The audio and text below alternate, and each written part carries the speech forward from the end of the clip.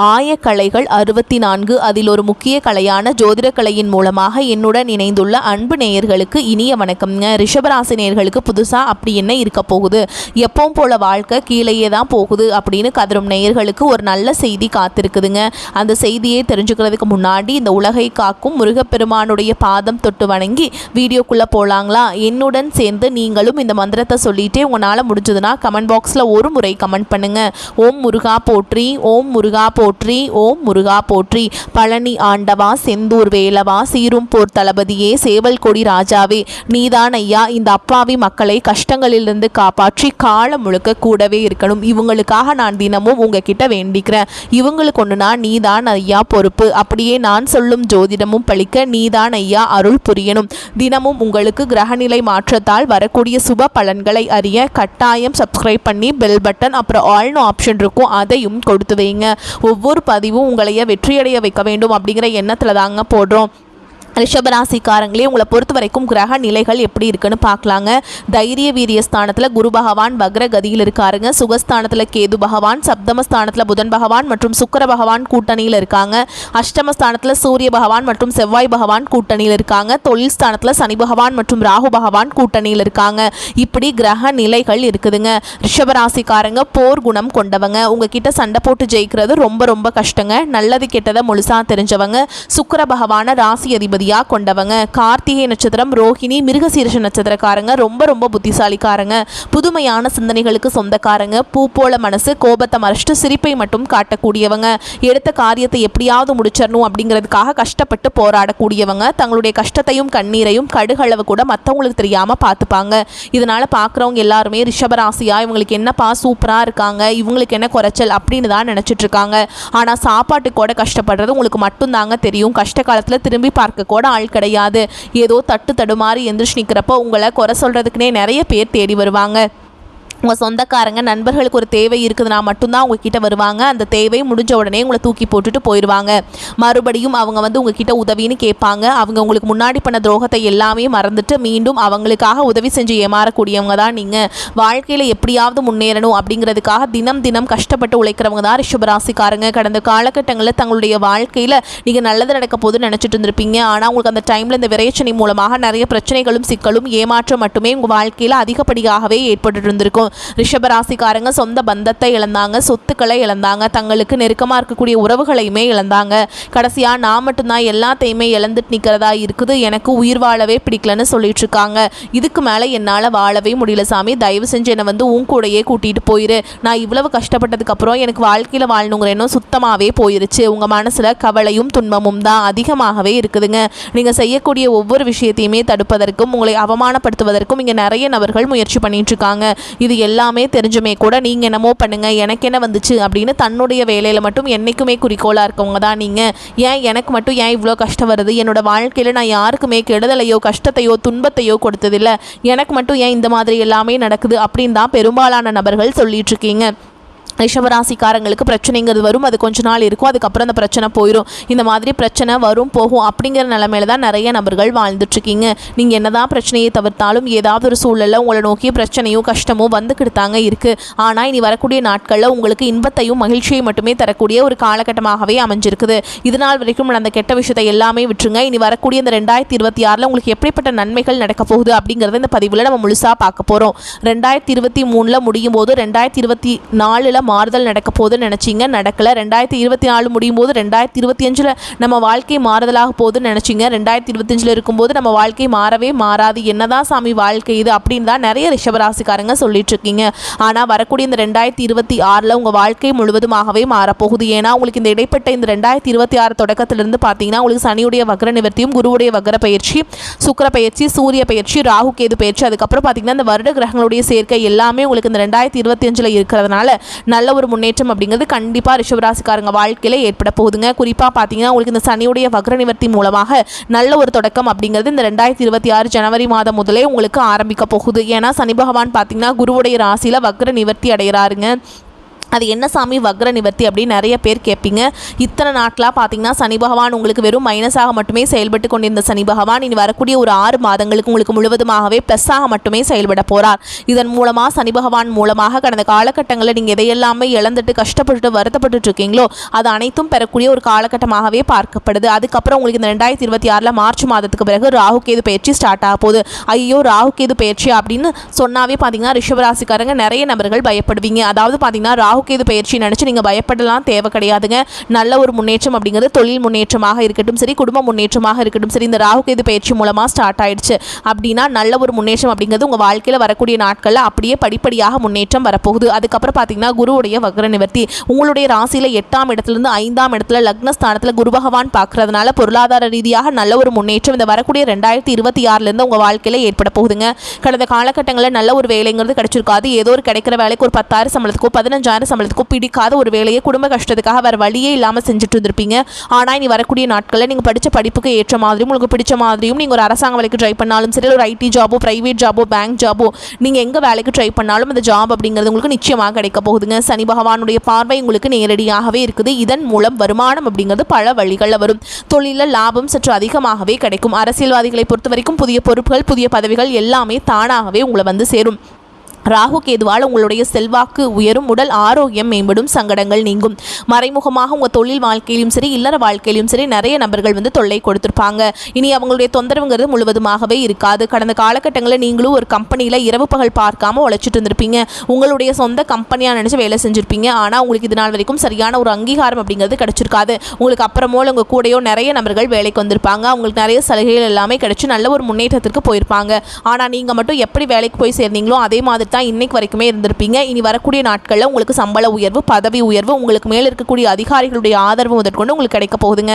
இனி உங்கள் வார்த்தைக்கு மதிப்பு மரியாதை கிடைக்கும். அந்தஸ்தில் நீங்கள் எதிர்பார்த்த உயர்வுக்கு போக போகிறீங்க. இனி நினைச்சது எல்லாமே நடக்கும். தொழில் வியாபார தடைகள் அனைத்தும் விலகும். லாபம் அதிகமாக கிடைக்கும். முன்னேற்றம் உண்டாகும். வரவேண்டிய பணம் விரைவில் கைக்கு வந்து சேரும். குடும்பத்தில் நெருக்கடிகள் விலகும். செல்வாக்கு அந்தஸ்து உயரும். வெளிநாட்டு முயற்சிகள் வெற்றியை தரும்.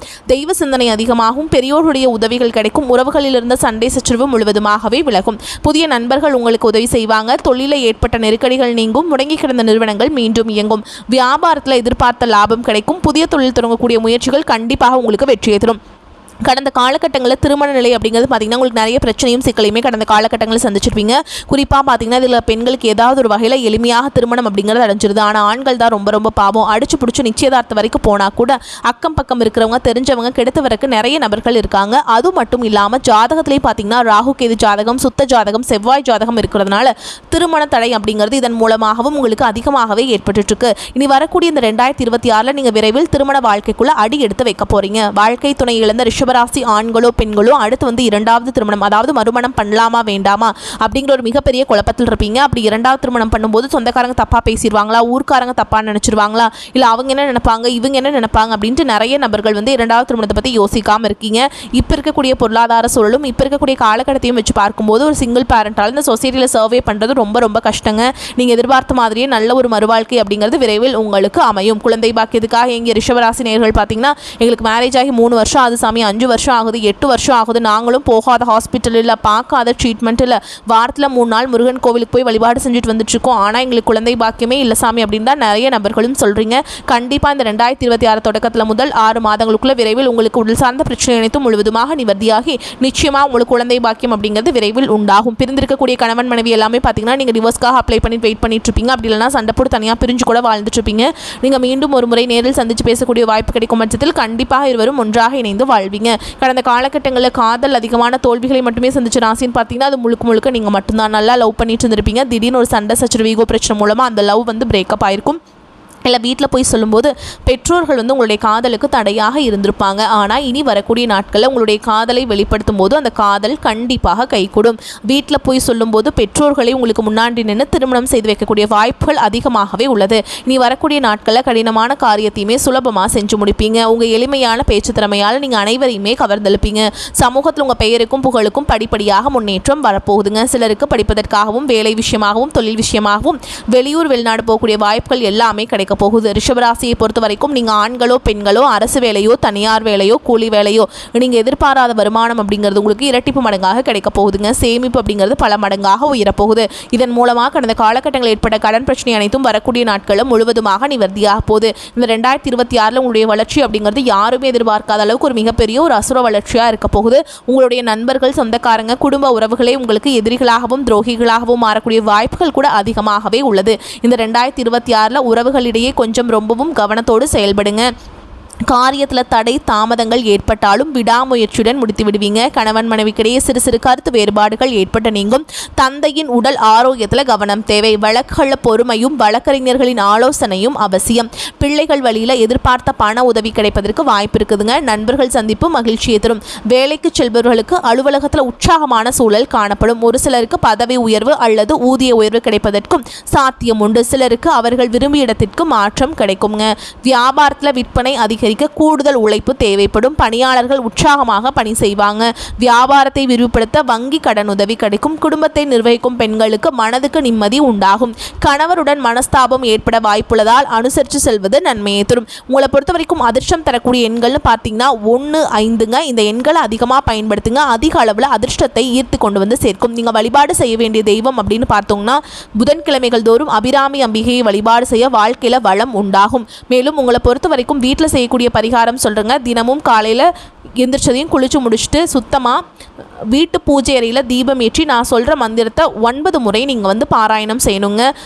மணியே மணியின் ஒளியே ஒளிரும் மணி புனைந்த அணியே அணியும் அணிகழகே அணுகாதவர்க்கு பிணியே பிணிக்கு மருந்தே அமரர்தம் பெருவிருந்தே பணியேன் ஒருவரை நின் பத்மபாதம் பணிந்த பின்னே. இந்த மந்திரத்தை கட்டாயமாக நீங்கள் சொல்லிட்டு தாங்க அன்றாட வேலைகளை தொடங்கணும். இதை அப்படி பண்ணி பாருங்கள். உங்களுக்குள்ளேயே ஒரு மாற்றத்தை நீங்கள் உணர்வீங்க. ரிஷபராசிக்காரங்க நிதானத்துடன் செயல்பட வேண்டிய காலகட்டம். ராசிக்கு சனியின் 3ஆம் பார்வை உள்ளதுங்க. தனம், வாக்கு, குடும்பஸ்தானத்தில் குரு வக்ரமாக இருப்பதால் வரவுக்கு மீறிய செலவுகள் மனதை வருத்தும். அடுத்தவருக்கு ஜாமீன் கொடுப்பதை தவிர்ப்பது நல்லது. குடும்பத்தில் இருப்பவர்களது செய்கை கோபத்தை அதிகரித்தாலும் நிதானத்தை கடைபிடித்த தேவையற்ற பிரச்சனைகளை தடுக்கலாம். தொழில் உத்தியோக ரீதியான பாதிப்பு எதுவும் இருக்காது. தொழில் கூட்டாளிகளிடம் இருந்து வந்த பிரச்சனைகள் அகலும். மேல் அதிகாரிகளிடம் அனுசரித்து செல்வது நன்மையை தரும்.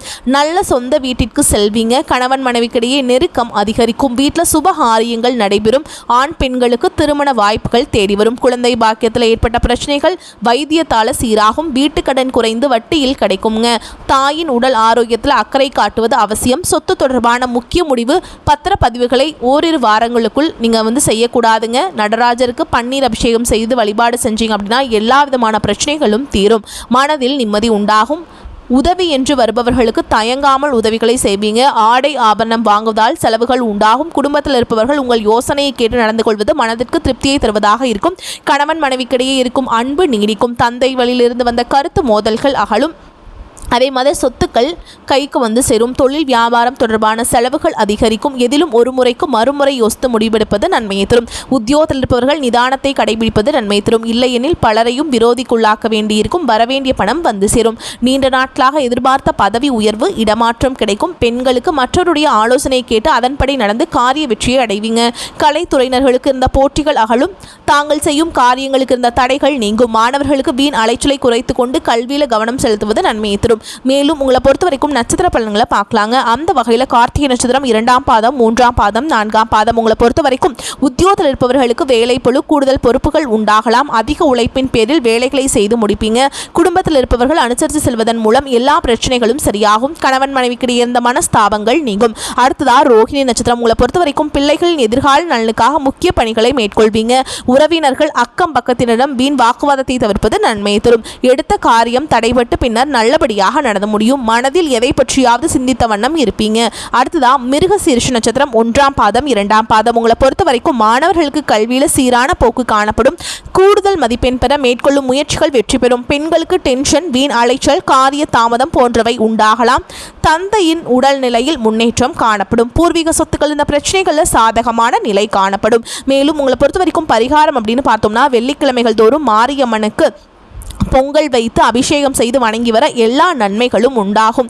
வரக்கூடிய வாய்ப்புகளை தவற விட்டுறாதீங்க. வாய்ப்புகள் ஒரு முறை தான் கதவை தட்டும். அதனால் கெட்டியாக பிடிச்சிக்கோங்க, பயன்படுத்திக்கோங்க. இந்த வீடியோ பதிவு உங்களுக்கு பிடிச்சிருந்ததுன்னா வீடியோக்கு ஒரு லைக் பண்ணுங்கள், நம்ம சேனலை சப்ஸ்கிரைப் பண்ணிக்கோங்க. மேலும் பிடிச்சிருந்தா ஃப்ரெண்ட்ஸ் அண்ட் ஃபேமிலிக்கு ஷேர் பண்ணுங்கள். வாழ்த்துக்கள். வாழ்க வளமோடு நலமோடு. நன்றி, வணக்கம்.